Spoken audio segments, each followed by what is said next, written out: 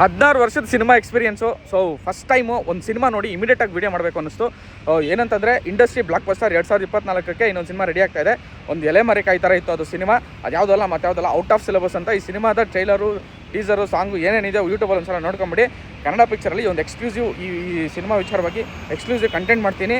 ತುಂಬ ಇಂಟ್ರೆಸ್ಟಿಂಗ್ ಇದೆ. And industry blockbuster guarantee 2024ಕ್ಕೆ. ಎಕ್ಸ್ಟ್ರಾ ಡೀಟೇಲ್ಸ್ ನಾನು ಆಮೇಲೆ ಮಾತಾಡ್ತೀನಿ. ನಮಸ್ಕಾರ. ನಾನು ಸಿನಿಮಾ ನೋಡಿ ತೆಗ್ದಿಲ್ಲ. ನನಗೆ ದೊಡ್ಡ ದೊಡ್ಡ ಸ್ಟಾರ್ಗಳೇ ಗೊತ್ತಿಲ್ಲ. ನಾನು ರಜನಿಕಾಂತ್ ಸರ್ ಸಿನಿಮಾನೇ ಯಾವ್ದು ನೋಡಿರಲಿಲ್ಲ. ಎಲ್ಲಿ ನೋಡ್ತೀನಿ ಅಂದ್ರೆ ಎಲ್ಲೋ ಬಸ್ ಹೋಗ್ಬೇಕಾರೆ ಈ ತರ. ನಮ್ಮನೆಲ್ಲಂತೂ ಹುಟ್ಟು ಕನ್ನಡ ಹೋರಾಟಗಾರರು, ಕನ್ನಡ ಚಾನಲ್ ಬಿಟ್ಟು ಬೇರೆ ಬರಲ್ಲ. ಥಿಯೇಟರ್ಗೆ ಹೋಗೋದಂತೂ ಅಯ್ಯೋ ಅದೇನೋ ಅಪರಾಧ ತರ. ಒಂದು ಪ್ರೊಫೆಷನ್ ಅಂತ ಆದಾಗ ನಾವು ಕಲಿಕೆಗನ ನೋಡ್ಬೇಕಾಯ್ತು. ಒಂದ್ಸಲಿ ಒಂದು ಲೈನ್ ಮಾಡಿದ್ದೆ ನಾನು ಅಪ್ಪು ಸರ್ಗೆ. ಆ ಲೈನ್ ನೋಡ್ಬಿಟ್ಟು ನಾನು ಹೇಳಿದಾಗ ಎಲ್ಲ ನಕ್ಬಿಟ್ಟು ಬೆಳಗ್ಗೆ ಒಬ್ರು ಡೈರೆಕ್ಟರ್ ಫೋನ್ ಮಾಡಿ, ಯಾಕಪ್ಪ ರಾತ್ರಿ ಎಲ್ಲ ತಲೆ ತಿಂತೆ ತಮಿಳ್ ಪಿಕ್ಚರ್ ಕತೆ ಹೇಳ್ಬಿಟ್ಟು ಅಂದ್ರು. 2 ತರ ಕಷ್ಟಗಳಿರುತ್ತೆ ಮನುಷ್ಯನಿಗೆ. ಒಂದು ಬಡತನ ಅನ್ನೋ ಕಷ್ಟ, ಒಂದು ಶ್ರೀಮಂತಿಕೆ ಅನ್ನೋ ಕಷ್ಟ. ನಮ್ಗೆ ಶ್ರೀಮಂತಿಕೆ ಅನ್ನೋ ಕಷ್ಟ ಇರೋದು. ಈಗ ಎಷ್ಟೇ ದುಡ್ಡಿದ್ರು ಇಂಡಿಪೆಂಡೆಂಟ್ ನೀನ್ ಬದುಕು ಅಂತಾನೆ ನಮ್ ತಂದೆ ಬಿಟ್ಟಿರೋದು. ನೀನ್ ದುಡ್ಕೊಬೇಕು, ನಾನ್ ಬದುಕೋಬೇಕು. ಪ್ರತಿಯೊಬ್ಬ ಮನುಷ್ಯನು ಹಂಗೆ ಮಾಡೋದು. ಯಾರು ಮಗ ಅಂದ ತಕ್ಷಣ ಲಕ್ಷ ಎತ್ಕೊಟ್ಬಿಡಲ್ಲ. ನನ್ ಮದ್ವೆ ಇದೆ ಅಂದ್ರೆ ನಾನು ಲೇಟ್ ಆಗಿ ಹೇಳ್ತೀನಿ. ನಾನು ಸಿನಿಮಾಕ್ಕೆ ಅಲಾರಾಮ್ ಬೇಡ. ನಾನು ಸ್ಟಾರ್ಟ್ ಮಾಡಿದೆ. ನನ್ನ ಫ್ರೆಂಡ್ಸ್ ಎಲ್ಲ ಹೇಳೋರು, ನೀನ್ 2 ವರ್ಷ ಮೇಲೆ ಮಾಡ್ಬಿಡ್ಲಿ ಕಣೋ, ಅವ್ನ ಪಿಕ್ಚರ್ 90% ಆದ್ರೂ ಬಿಟ್ಬಿಡ್ತಾನೆ. ಈಗ ಒಂದು ಮಾತಾಡ ಸೀರಿಯಸ್ ಆಗಿ ಏನು ಅಂದ್ರೆ ಫಸ್ಟ್ ಬಂದಾಗ ಟಿವಿ ನೈನ್ ಹತ್ರ ಗ್ರೌಂಡ್ ಅಲ್ಲಿ ಬಂದು ನಾವು ಸಿಕ್ಕಿದಾಗ ಹಳೆ ಆಫೀಸ್ ಗ್ರೌಂಡ್ ಅಲ್ಲಿ ಅದು ಇದಕ್ಕಿದಂಗೆ ಒಂದು ದಿನ ಹಿಂಗೆ ಪರಿಚಯ ಆಗಿತ್ತು. ಹೌದು ನೋಡ್ಕೊಂಡು ಸಡನ್ಲಿ ಬಂದ್ಬಿಟ್ಟು ಒಂದಿನ ನಾನು ಸಿನಿಮಾ ಮಾಡ್ತೀನಿ, ನಾನು ಸಿನಿಮಾ ಬರ್ತೀನಿ ಅಂತಂದಲ್ಲ. ನಂಗೆ ನಿಜವಾಗ್ಲೂ ಹುಚ್ಚ ಭ್ರಮೆ ಇದು ಎಲ್ಲ ಅನ್ನಿಸ್ತು. ಅದಾದ್ಮೇಲೆನು ಆ ಸೈಕಲ್ ಹೊಡೆದಿದ್ದು ಇದೆಲ್ಲ ಅನ್ನಿಸ್ತು. ನಾನು ನಿಜ ಹೇಳ್ತೀನಿ, ಸಿನಿಮಾ ಮೇಲೆ ನಾನು ನಂಬಿಕೆ ಇರಲಿಲ್ಲ. ಏನ್ ಮಾಡ್ತಾ ಇದೆಯಾ, ಇದೆಲ್ಲ ಆಗಲ್ಲ, ಯಾಕೆ ಬೇಕಿತ್ತು ಅಂತ. ಬಟ್ ಅದೆಲ್ಲದನ್ನು ಹೊಡೆದಾಕ್ತು ಗುರು ನಿನ್ನ ಸಿನಿಮಾ. ಅಂದ್ರೆ ನಾನು ನೋಡೋರಿಗೆ ಏನೋ ಫ್ರೆಂಡು ಜೊತೆಗೆ ಹಿಂಗೆಲ್ಲ ಮಾತಾಡ್ತಾನಂಗಿಲ್ಲ ಹೋಗೋದನ್ನ ಗೊತ್ತಿಲ್ಲ. ಬಟ್ ನನಗೆ ಸಿನಿಮಾ ನೋಡಿದ ಕೂಡಲೇ ಅದೆಲ್ಲವೂ ಹೊಡೆದೋಯ್ತು. ಸೀರಿಯಸ್ಲಿ ಅಂದ್ರೆ ನಾವು ಇಷ್ಟು ವರ್ಷನ ಸಿನಿಮಾಗಳು ನೋಡ್ಕೊಂಡ್ ಬಂದಿದ್ದೀವಿ. ಮತ್ತೆ ಜೊತೆಗೆ ನಾನು ನಿನ್ನ ಸಿನಿಮಾದವನಲ್ಲ, ಮತ್ತೆ ಸಿನಿಮಾದೊಳಗೆ ಇಲ್ಲ, ಮತ್ತೆ ಸಿನಿಮಾ ಆಸಕ್ತಿ, ಸಿನಿಮಾ ಇಂಟ್ರೆಸ್ಟ್ ಎಲ್ಲ ಇದೆ ಹೌದು. ಬಟ್ ಸಿನಿಮಾನ ಈ ರೀತಿನೂ ನೋಡ್ತೀಯಾ ಅಥವಾ ಎಷ್ಟು ಇಂಟೆನ್ಸ್ ಆಗಿ ನಿನ್ನೊಳಗಿದೆ ಅನ್ನೋದು ಗೊತ್ತಾಗಿದ್ದೆ ನೀನು ಈ ಕೆಲಸ ಮಾಡಿದ್ಮೇಲೆ. ಅಂಡ್ ಈ ಕತೆ ಮಾಡ್ಕೊಂಡು ಓಡಾಡಿದಾಗ ನಾನು ಸಾಕಷ್ಟು ಜನ ಪರಿಚಯ ಮಾಡ್ಕೊಟ್ಟಿದ್ದೀನಿ, ಸಾಕಷ್ಟು ಜನರ ಹತ್ರ ಮಾತಾಡಿದ್ವಿ, ಪ್ರೊಡ್ಯೂಸರ್ಸು, ಸುಮಾರು ಜನ ಆಕ್ಟರ್ಗಳು ಎಲ್ಲರ ಹತ್ರ ಮಾತಾಡಿದ್ವಿ. ಬಟ್ ಅದಾದ್ಮೇಲೆ ಎಲ್ಲೋ ಒಂದ್ ಕಡೆ ಡೈರೆಕ್ಟ್ ಮಾಡಿದ್ರೆ ಚೆನ್ನಾಗಿರುತ್ತೆ ಪ್ರದೀಪ ಅನ್ನೋದಂತ ಅನಿಸಿತ್ತು ನನಗೆ. ಅವಾಗ ಡೈರೆಕ್ಷನ್ ಆದ್ರೆ ಚೆನ್ನಾಗಿರುತ್ತೆ, ಡೈರೆಕ್ಷನ್ ಮಾಡಿದ್ರೆ ಚೆನ್ನಾಗಿರುತ್ತೆ. ಯಾಕೆ ಈ ಸಿನಿಮಾ ಏನು ಆಕ್ಟ್ ಮಾಡ್ಬೇಕು ಅನ್ನೋದು ನನ್ ಕ್ವಶನ್ ಆಗಿತ್ತು. ನನಗೆ ಬೇಜಾರಾಗಿತ್ತು ನೋಡಕ್ ಮುಂಚೆ. ಅಂದ್ರೆ ಈ ಸಿನಿಮಾ ಮಾಡೋ ಟೈಮಲ್ಲಿ ಏನಕ್ಕೆ ಬೇಕಿದ್ದು, ಎಷ್ಟು ಇವನು ಡೈರೆಕ್ಟ್ ಮಾಡ್ಕೊಂಡು ಇವನು ಆಕ್ಟ್ ಮಾಡೋದು ಹೆಂಗಿರುತ್ತೆ, ಇನ್ನು ಫಸ್ಟ್ ಪಿಕ್ಚರು ಏನ್ ಎಕ್ಸ್ಪೀರಿಯನ್ಸ್ ಇದೆ ಹೆಂಗೆ ಅಂತ ಅನ್ಕೊಂಡು. ಬಟ್ ಗುರು ಈ ಸಿನಿಮಾ ನೋಡಿದ ಮೇಲೆ ನಂಗೆ ತುಂಬಾ ಗಿಲ್ಟ್ ಫೀಲ್ ಆಗ್ತದೆ. ನಿನ್ನ ಹತ್ರ ನನಗೆ ಅನ್ಕೋಬಾರ್ದಿತ್ತು. ಹೌದು ನ್ಯಾಚುರಲ್. ಬಟ್ ನನಗೆ ಹಂಗೆ ಅನ್ಸಕ್ ಶುರು ಆಯ್ತು, ಎಂತ ಒಂದ್ ಒಳ್ಳೆ ಪ್ರತಿಭೆ ಇಂಡಸ್ಟ್ರಿಗೆ ಸಿಗ್ತಾ ಇದೆ ಇವಾಗ. ತುಂಬಾ ಖುಷಿ ಆಯ್ತು. ಅಂಡ್ ಸಿನಿಮಾ ಎಲ್ಲಾ ತರ ನನ್ನ ಎಲ್ಲಾ ಅಂದ್ರೆ ಲೆಕ್ಕಾಚಾರ ಅನ್ನೋದಕ್ಕಿಂತ ನಾನು ಅನ್ಕೊಂಡಿದ್ದೆಲ್ಲ ರಾಂಗ್ ಅಂತ ನೀನು ಪ್ರೂವ್ ಮಾಡಿದ್ಯಾ. ಸೊ ಅದೇ ನಿನ್ನ ಮೊದಲ ಗೆಲುವು ಅಂತ ನನಗೆ ಅನಿಸಿದ್ದು. ಔಟ್ ಆಫ್ ಸಿಲೆಬಸ್ ಸಿನಿಮಾ ಅಂದರೆ ನಾನು ಬಿಗಿನಿಂಗ್ ಬಂದು ಕೂತಾಗ್ಲೂ ಕೂಡ ಥಿಯೇಟ್ರಲ್ಲಿ ಅಂದರೆ ಟ್ರೈಲರ್ ನೋಡ್ಬಿಟ್ಟು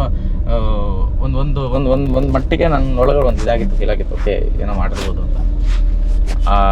ಅದ್ರ ಜೊತೆಗೆ ಒಂದು ಈ ಕಿರಿಕ್ ಪಾರ್ಟಿ ರೇಂಜು ಅದೆಲ್ಲ ಫೀಲ್ ಆಗ್ತಿತ್ತು ಟ್ರೈಲರ್ಲೇನೆ. ಆ ಎಕ್ಸೈಟ್ಮೆಂಟ್ ಎಲ್ಲ ನಿಂಗೆ ಫೋನ್ ಮಾಡಿದ್ದು. ಸೊ ಸಿನಿಮಾ ನೋಡಿ ನಿಂಗೆ ಗೊತ್ತಿಲ್ಲ, ನಾನೊಂದು ವಿಡಿಯೋ ಮಾಡಿದ್ದೀನಿ. ವಿಡಿಯೋ ಮಾಡಿ ಆಕ್ಚುಲಿ ಇಂಟರ್ವ್ಯೂಗಿಂತ ಮೊದಲು ಅದು ಬಿಡಬೇಕು ಅಂತಿದೆ, ಬಿಟ್ಟಿರ್ತೀನಿ. ಇಂಟರ್ವ್ಯೂ ನೋಡೋರು ನನ್ನ ಸಿನಿಮಾ ನೋಡಿದ ಕೂಡಲೇ ಮಾಡಿದ್ದೀನಿ. ನನ್ನ ಮೊಬೈಲಲ್ಲಿ ಇದೆ, ಅದು ಬಿಡು ಆಮೇಲೆ ಹೇಳ್ತೀನಿ. ಅಂದ್ರೆ ಕೆಲವೊಂದು ಗೊತ್ತಿರಲ್ಲ, ಕೆಲವೊಂದು ಕೆಲಸ ಆದ್ಮೇಲೆ ಗೊತ್ತಾಗುತ್ತೆ. ಅವನು ಈಗ ಮುಖ ನೋಡಿ ಮಣೆ ಹಾಕ್ಬೇಡ ಅಂತಾರೆ, ಅಥವಾ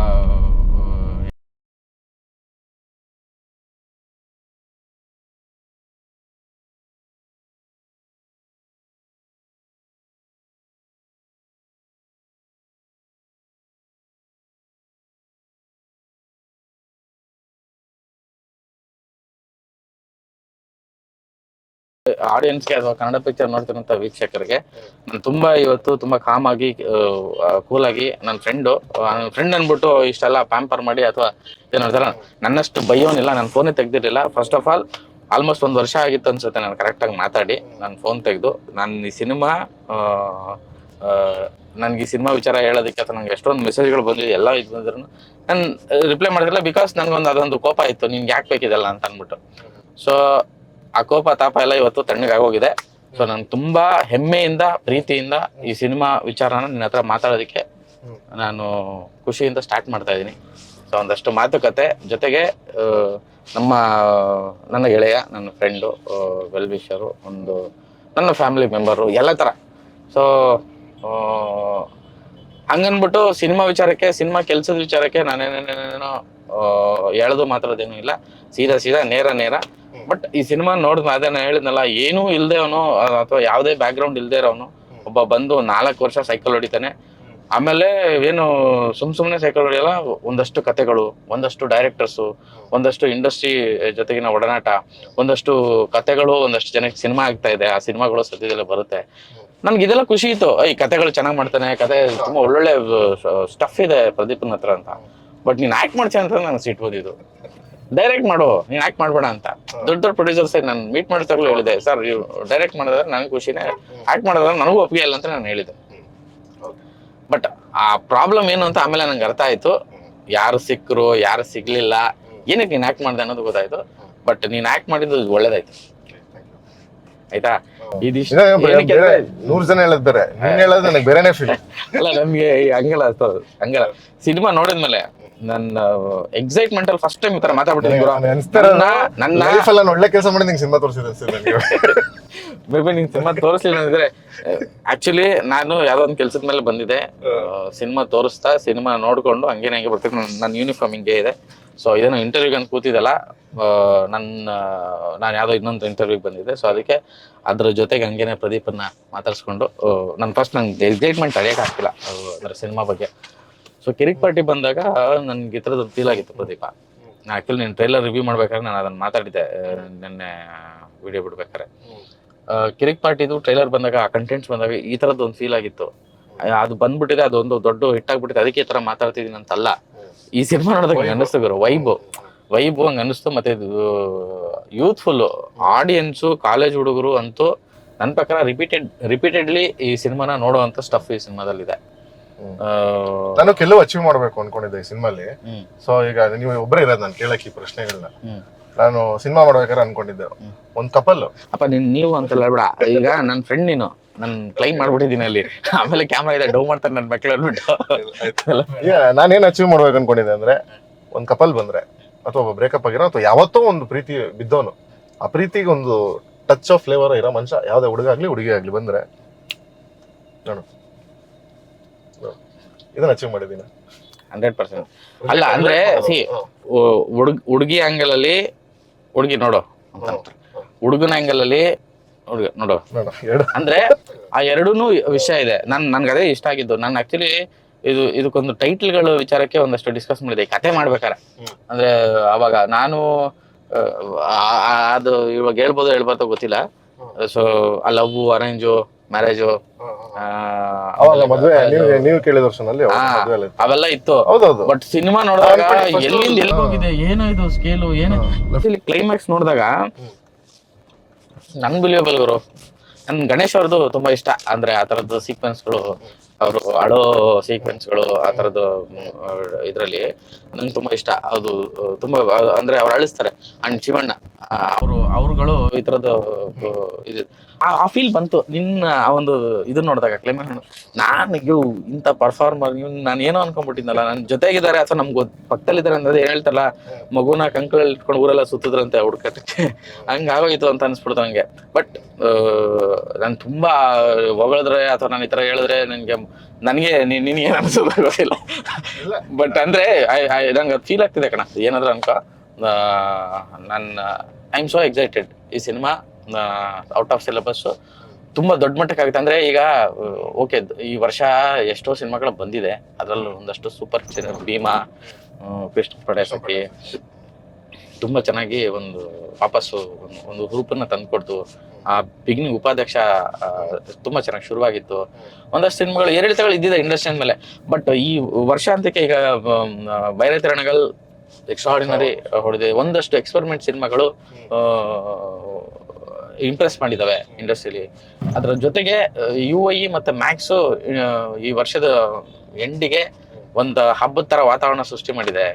ಈ ಹಬ್ಬದ ನಡುವೆ ನಿನ್ನ ಸಿನಿಮಾ ಬರ್ತಿರೋದು ನನ್ಗೆ ಆ್ಯಕ್ಚುಲಿ ತುಂಬ ಓವರ್ ಪಬ್ಲಿಸಿಟಿನೂ ಬೇಕಾಗಿಲ್ಲ ಇದಕ್ಕೆ ಅಂತ ಅನ್ಸಿದ್ದೇನಕ್ಕೆ ಅಂತಂದರೆ, ಹಿಂಗೆ ಬರಬೇಕು, ಇದೇ ಜನಕ್ಕೆ ಇಷ್ಟ ಆಗೋದು. ಇದು ಏನಂತಾರೆ, ಆರ್ಗ್ಯಾನಿಕ್ ಅಂತಾರಲ್ಲ, ಸಾವಯವ ಅಂತಾರಲ್ಲ, ಆ ಥರದ್ದು ಕಂಟೆಂಟ್ ಇದು. ಬಟ್ ಒಂದಂತೂ ಸತ್ಯ ನನಗೆ ಖುಷಿಯಾಗಿದೆ ಅಂದರೆ, ಗುರು ನೀನು ಸಿನಿಮಾಗಳು ನೋಡ್ತೀಯಲ್ಲ, ಎಷ್ಟೊಂದು ಸಿನಿಮಾಗಳು ನೋಡಿರ್ತೀಯಲ್ಲ, ನೀನು ಹೆಂಗೆ ಪ್ರತಿಯೊಂದು ಫ್ರೆಶ್ ಆಗಿ ತೆಗಿಯೋಕ್ಕೆ ಸಾಧ್ಯ ಆಯಿತು? ನನ್ನ ಸಿನಿಮಾ ನೋಡಿ ತೆಗ್ದಿಲ್ಲ, ನಿಮ್ಗೆ ಗೊತ್ತಿದೆ ನಾನು ಹೆಚ್ಚಿಗೆ ಅಲ್ಲ, ನನಗೆ ಯಾವ್ದೋ ಒಂದು ಹೇಳಿದ್ರೆ ನಾವು ಯಾವ್ದು ಯಾರು ಅಂತ ಕೇಳ್ತೆ, ದೊಡ್ಡ ದೊಡ್ಡ ಸ್ಟಾರ್ಗಳೇ ಗೊತ್ತಿಲ್ಲ. ನಾನು ಇನ್ಫ್ಯಾಕ್ಟ್ ಒಂದ್ಸಲಿ ಇದು ಯಾರು ತಪ್ಪು ತಿಳ್ಕೊಂಬಾರ್ದು, ನಾನು ರಜನಿಕಾಂತ್ ಸರ್ ಸಿನಿಮಾನೇ ಯಾವ್ದು ನೋಡಿರಲಿಲ್ಲ ಸಿನಿಮಾ ಬರೋವರೆಗೂ. ಎಲ್ಲಿ ನೋಡ್ತೀನಿ ಅಂದ್ರೆ ಎಲ್ಲೋ ಬಸ್ ಹೋಗ್ಬೇಕಾರೆ ಮುಂಚೆಲ್ಲ ಬಸ್ಸಲ್ಲಿ ಹಾಕ್ಬಿಡೋರು ಸಿನಿಮಾ. ಈ ತರ ನಮ್ಮನೆಲ್ಲಂತೂ ಹುಟ್ಟು ಕನ್ನಡ ಹೋರಾಟಗಾರರು, ಕನ್ನಡ ಚಾನಲ್ ಬಿಟ್ಟು ಬೇರೆ ಬರಲ್ಲ, ಸಿನಿಮಾನು ಬರಲ್ಲ. ಥಿಯೇಟರ್ಗೆ ಹೋಗೋದಂತೂ ಅಯ್ಯೋ ಅದೇನೋ ಅಪರಾಧ ತರ ಒಂದು ಅವಾಗಿಂದ ಒಂದು ಚಿಕ್ಕ ವಯಸ್ಸಿಂದ ಏನ್ ಬರುತ್ತಲ್ಲ. ಈಗ ಏನಾಯ್ತು, ನಮ್ದು ಪ್ರೊಫೆಷನ್ ಅಂತ ಆದಾಗ ನಾವು ಕಲಿಕೆಗನ ನೋಡ್ಬೇಕಾಯ್ತು. ಈಗ ನಿಮ್ಗೆ ನೆನಪಿದೆ, ಒಂದ್ಸಲಿ ಒಂದು ಲೈನ್ ಮಾಡಿದ್ದೆ ನಾನು ಅಪ್ಪು ಸರ್ಗೆ. ಆ ಲೈನ್ ನೋಡ್ಬಿಟ್ಟು ನಾನು ಹೇಳಿದಾಗ ಎಲ್ಲ ನಕ್ಬಿಟ್ಟು ಬೆಳಗ್ಗೆ ಒಬ್ರು ಡೈರೆಕ್ಟರ್ ಫೋನ್ ಮಾಡಿ, ಯಾಕಪ್ಪ ರಾತ್ರಿ ಎಲ್ಲ ತಲೆ ತಿಂತ ತಮಿಳ್ ಪಿಕ್ಚರ್ ಕತೆ ಹೇಳ್ಬಿಟ್ಟು ಅಂದ್ರು. ನನಗೆ ಅದೇ ವಿಜಯ್ ಅದು ಸಿನಿಮಾ ಬಂದಿತ್ತು, ಹೆಸರು ಮರ್ತೋಗಿದೆ. ಅಪ್ಪು ಸರ್ಗೆ ಅಂತ ಒಂದು ಲೈನ್ ಮಾಡಿದ್ದೆ, ಸುಮ್ಮನೆ ನನ್ನ ಎಕ್ಸೈಟ್ಮೆಂಟ್ಗೆ ಏನ್ ಮಾಡ್ತಾರೆ ಇಡ್ತಾರೆ ಅಂತಲ್ಲ. ಅವಾಗ ಹೇಳಿದಾಗ ತುಂಬಾ ಎಂಜಾಯ್ ಮಾಡ್ರಲ್ರಿ ರಾತ್ರಿ ಅಂತ. ನಾ ಎಂಜಾಯ್ ಮಾಡಿದೆಲ್ಲ ನಿನ್ನೋಡ್ ನಗ್ತಾರದ್, ನಾನು ಸಿನಿಮಾ ನೋಡ್ಕೊಂಬಂದ್ ಕತೆ ಹೇಳ್ತಾರಲ್ಲ ಇವನು ಅಂತ. ಆಮೇಲೆ ನಾನು ಹೋಗಿ ಫಿಲಮ್ ನೋಡಿದೆ, ಪರವಾಗಿಲ್ವ ನಾನು ಅನ್ಕೊಂಡಂಗೆ ಆಯ್ತಲ್ಲ ಥಾಟ್ ಅಂತ. ಅವಾಗ ಎಲ್ಲ ಒಳಗಡೆ ಕಾನ್ಫಿಡೆನ್ಸ್, ಅದು ಹಿಟ್ ಆಗಿತ್ತು. ಪರವಾಗಿಲ್ಲ, ಒಂದು ಸೂಪರ್ ಸ್ಟಾರ್ ವಿಜಯ್ ತರದವ್ರು ಒಂದು ಸಿನಿಮಾ ಮಾಡಿದಾರೆ, ಆ ತರ ಥಾಟ್ ನನಗೊಂದು ಬಂದಿತ್ತು. ಅದ್ ನಾನು ಹೇಳಿ ಕಾಮಿಡಿ ಪೀಸ್ ಆಗಿರ್ಬೋದು ಇವತ್ತು ಎಲ್ಲರ ಮುಂದೆ, ಬಟ್ ನನ್ಗೆ ಆನೆಸ್ಟಿ ಗೊತ್ತಲ್ಲ ನಾನು ಸಿನಿಮಾ ನೋಡಿಲ್ಲ ಅಂತ. ಸೊ ಒಂದೇನೋ ಇದೆ ಅನ್ಬಿಟ್ಟು ಅವಾಗಿಂದ ಸ್ವಲ್ಪ ದೊಡ್ಡ ದೊಡ್ಡ ಲೈನು ಇದೆಲ್ಲ ಮಾಡಕ್ ಶುರು ಮಾಡಿದ್ದು. ಆಮೇಲೆ ಇಲ್ಲೇನಂದ್ರೆ ಎರಡು ತರ ಕಷ್ಟಗಳಿರುತ್ತೆ ಮನುಷ್ಯನ್ಗೆ, ಒಂದು ಬಡತನ ಅನ್ನೋ ಕಷ್ಟ, ಒಂದು ಶ್ರೀಮಂತಿಕೆ ಅನ್ನೋ ಕಷ್ಟ. ನಮ್ಗೆ ಶ್ರೀಮಂತಿಕೆ ಅನ್ನೋ ಕಷ್ಟ ಇರೋದು, ನಮ್ಮ ಹತ್ರ ಏನಿಲ್ಲ, ಏನಂದ್ರೆ ಏನಿಲ್ಲ. ನಾವು ಬಡವರಲ್ಲಿ ಕಡ ಬಡವರು. ಆನ್ಸಿಸ್ಟರ್ಸ್ ಇವ್ರು ಏನ್ ಮಾಡ್ತಾರೆ, ಅದ್ರ ಮೇಲೆ ನಮ್ಮನ್ನ ಟ್ಯಾಗ್ ಮಾಡ್ತಾರೆ. ಈಗ ಎಷ್ಟೇ ದುಡ್ಡಿದ್ರು ಇಂಡಿಪೆಂಡೆಂಟ್ ನೀನ್ ಬದುಕು ಅಂತಾನೆ ನಮ್ ತಂದೆ ಬಿಟ್ಟಿರೋದು. ನೀನ್ ದುಡ್ಕೊಬೇಕು, ನಾನ್ ಬದುಕೋಬೇಕು. ಪ್ರತಿಯೊಬ್ಬ ಮನುಷ್ಯನ ಹಂಗೆ ಮಾಡೋದು. ಯಾರು ಮಗ ಅಂದ ತಕ್ಷಣ ಲಕ್ಷ ಲಕ್ಷ ಎತ್ಕೊಟ್ಬಿಡಲ್ಲ. ಈ ಕಷ್ಟ ಇದೆ ಗೊತ್ತಾ, ಬೇರೆಯವ್ರು ಕಷ್ಟಪಟ್ರೆ ಕಷ್ಟ ಅನ್ಸಲ್ಲ, ನಮ್ಗೆ ಚಿಕ್ಕ ಚಿಕ್ಕದು ಡಬಲ್ ತ್ರಿಬಲ್ ಕಷ್ಟ ಅನ್ಸ್ತಾ ಇರುತ್ತೆ. ಯಾಕಂದ್ರೆ ಒಳಗೆ ಹಂಗಿದೆ, ಆಚೆ ಹಿಂಗ್ ಮಾಡ್ಬೇಕು. ಆಮೇಲೆ ಅಂಡರ್ ಎಸ್ಟಿಮೇಟ್ ಮಾಡೋದು. ಈಗ ನಾವು ಮುಂಚೆ ನೀವು ನೋಡಿದೀರಾ, ಲಂಡನ್ MBA ಮಾಡಿದ್ದು, ಸನ್ಮಾನಗಳು ಮಾಡಿಸ್, ಕಾಲೇಜ್ಗೆ ಹೋಗ್ತಾ ಇದ್ದೆ, ಒಂದು ಗೌರವ ಹೋಗ್ತಾ ಇದ್ದೆ. ಇಲ್ಲಿ 3 ಕಾಸು ಮರೆದಿಲ್ಲ ನಾನು. ನಾನು ನೆನಪಿದೆ ಅಲ್ವೋ, ಅಥವಾ ನಾನು ನೋಡೋರಿಗೆ ಹೇಳ್ತಾ ಇದ್ದೀನಿ, ನಾನು ಹೇಳಿದ್ದೆ 1.5 ಲಕ್ಷ ಸಂಬಳ, ಒಳ್ಳೆ ಇದು ಆಡಿ ಕಾರು, ನಿಮ್ಮ ಅಪ್ಪ ಒಂದೊಳ್ಳೆ ಇದು ಮಾಡಿದ್ದಾರೆ, ಜೊತೆಗೆ ಒಂದೊಳ್ಳೆ ಫ್ಯಾಮಿಲಿ ಆಗಿದೆ ಆ್ಯಂಡ್ ಒಳ್ಳೆ ಸ್ಯಾಲ್ರಿ ಬರ್ತಿದೆ, ನಿನಗೆ ಯಾಕೆ ಬೇಕಿದು ಅಂತ. ಮತ್ತೆ ಅದೆಲ್ಲದಕ್ಕಿಂತ ಹೆಚ್ಚಾಗಿ ಕಾಲೇಜಸ್ಸು, ಮೋಟಿವೇಶನ್ ಸ್ಪೀಚ್ಗಳು, ಮತ್ತೆ ಆ ಕಾಲೇಜು, ಆ ಫ್ಯಾನ್ಸು, ಇದೇ ಒರಿಜಿನಲ್ ಆಗೇ ಇದೆಯಲ್ಲಪ್ಪ, ನಿನಗೆ ಯಾಕೆ ಬೇಕು ಸಿನಿಮಾ, ಇದೆಲ್ಲ ಕ್ರೇಜು ನಿನಗೆ ಅಂತ ಅಂದ್ಬಿಟ್ಟು. ಅದೇ ಅದೊಂದು ಯಾವಾಗಲೂ ನನಗೆ ಅನ್ಸೋದು, ಯಾಕೆ ಸಡನ್ಲಿ ಆ ಡಿಸಿಷನ್ ತಗೊಂಡಿದ್ದು ಅಂತ ಸಿನಿಮಾಗೆ ಬರೋದು. ಯಾರು ಎಂತ ಪ್ರಾಬಬಲಿ ನನ್ನ ಮದ್ವೆ ಇದೆ ಅಂದ್ರೆ ನಾನು ಲೇಟ್ ಆಗಿ ಹೇಳ್ತೀನಿ. ನಾನು ಸಿನಿಮಾಕ್ಕೆ ಅಲಾರಾಮ್ ಬೇಡ ನನಗೆ. ನಾನು ಸ್ಟಾರ್ಟ್ ಮಾಡಿದೆ, ನನ್ನ ಫ್ರೆಂಡ್ಸ್ ಎಲ್ಲ ಹೇಳೋರು, ಇವ್ನು ಎಲ್ಲಾ 2 ವರ್ಷ ಮಾಡ್ಕೊಂಡ್ ಬಂದ, ಇದನ್ನೇ 2 ವರ್ಷನೇ ಫಿಕ್ಸ್, ಎಲ್ಲರೂ ಫಿಕ್ಸ್ ಆಯ್ತಾ. ಇವ್ನು 2 ವರ್ಷ ಮೇಲೆ ಮಾಡ್ಬಿಡ್ಲಿ ಕಣೋ, ಅವ್ನ ಪಿಕ್ಚರ್ 90% ಆದ್ರೂ ಬಿಟ್ಬಿಡ್ತಾನೆ. ಯಾಕಂದ್ರೆ ಅಂತ ಕಮಿಟ್ಮೆಂಟ್ ಲೈಫ್ ಹಾಳಾಗದೆ. ಇವಾಗ ಒಂದು ಎಲ್ಲರೂ ಸಿನಿಮಾ ಗೆಲ್ವೋ ಲೈಫ್ ಚೇಂಜ್ ಆಗುತ್ತೆ ಅನ್ಸುತ್ತೆ, ನಮ್ಗೇನು ಚೇಂಜ್ ಆಗಲ್ಲ. ಈಗ ನಾನು ಮಾಡ್ಬೇಕು ಅನ್ಕೊಂಡಿದ್ದೀನಿ, ನಾನು ಬೇರೆ ಪಿಕ್ಚರ್ಗಳು ಮಾಡ್ತೀನಿ. ಹಿಟ್ಟು ಫ್ಲಾಪು ಸೆಕೆಂಡ್ರಿ, ನಮಗೂ ಅಷ್ಟೇ, ಪ್ರೊಡ್ಯೂಸರ್ಗೂ ಅಷ್ಟೇ. ಪ್ರೊಡ್ಯೂಸರ್ಗೂ ಏನು ಚೇಂಜ್ ಆಗಲ್ಲ, ಒಂದೊಳ್ಳೆ ಕಂಟೆಂಟ್ ಡೆಲಿವರ್ ಮಾಡ್ಬೇಕು, ಮಾಡಿದೀವಿ ಇಷ್ಟೇ. ನಮ್ದು ಎಕ್ಸ್ಪೆಕ್ಟೇಷನ್ ಇದ್ರೇನೆ ಬೇಜಾರಾಗೋದು, ಎಕ್ಸ್ಪೆಕ್ಟೇಷನ್ ಇಲ್ದೇನೆ ಮಾಡ್ಬೇಕು ಅಂತಾನೆ ಮಾಡಿದ್ದು. ನಮ್ ಕೈಲಿ ಎಷ್ಟು ತಡ್ಕೋಬಹುದು ಅಷ್ಟಲ್ಲೇ ಮಾಡಿದ್ದು. ಇದು ಹೋದ್ರೂ ಪರವಾಗಿಲ್ಲ ಅನ್ನೋದೊಂದು.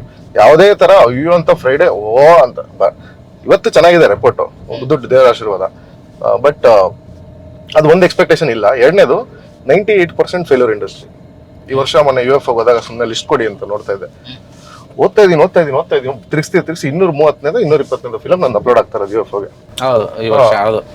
ಅದು ಥಿಯೇಟರ್ ರಿಲೀಸ್ ಆಗಿರೋದು. ಮಾಡಿರೋದು ಇನ್ನ ಎಷ್ಟು ಇರುತ್ತೆ, ಸ್ಟಾರ್ಟ್ ಆಗಿ ನಿಂತ ಎಷ್ಟು ಇರುತ್ತೆ, ಎಲ್ಲ ಸೇರಿ ಒಂದು 200-300 ಫಿಲಮ್ಸ್ ಅನ್ಕೊಳ್ಳಿ.